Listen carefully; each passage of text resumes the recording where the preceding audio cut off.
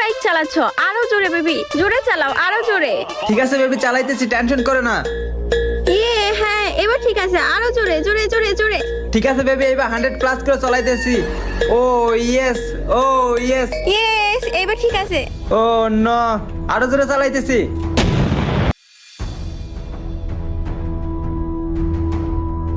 কি রে, ও তো মনে হয় মারা গেছে।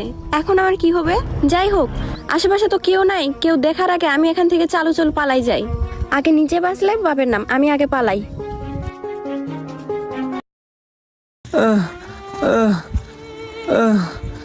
কই আমার মোবাইল?